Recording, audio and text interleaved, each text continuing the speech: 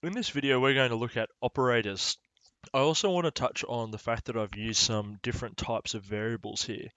In my last video, I used strings, which is just like text values, but you'll notice here that I've said my variable number one, let's actually change this to say first number. My variable should always make sense. So I'm going to change the names of those there to first number and second number, because you can name whatever you want. Now you'll see here I don't have my quotation marks because I've just put the number 10 in. This is because I want it to be an integer value, an actual number that I can work with. My second number here is going to be 7. Now in this video I want to talk about operations. So I'm going to make a third variable here and I'm going to call it result. And the result that I want is going to be whatever the first number is plus whatever the second number is.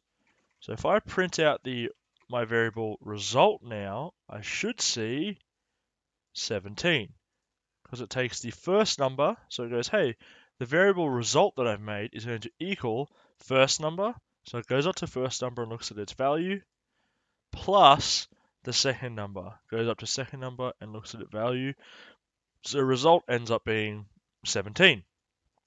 Now, I want to do multiple operations. Adding is only one of 4 operations that you can pretty much do.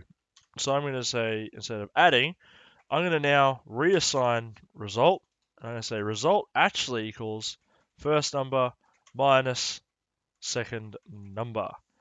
Now you'll see I haven't bothered to make a different name for a variable because my program runs sequentially or in order.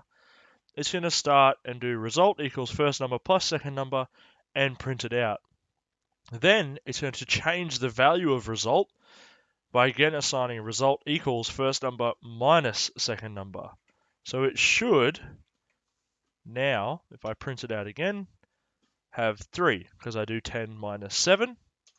And the other operations I can do, or math-based operations, is using the little asterisk for multiply, and then also using the little, I think it's a forward slash, we'll find out, for divide. So if I run it, there we go, it multiplies and divides down in my shell here. Okay, so we can use lots of different operators on numbers, and we can also make our variable numbers themselves. Now, these are integers right now because they are whole numbers. But if I start to put a decimal on, okay, it's going to start treating these as floating point values or floats. That's alright, if I run it, now it starts to work and give me decimal responses instead of just using whole numbers. And those are the different operations you can do with numbers using Python.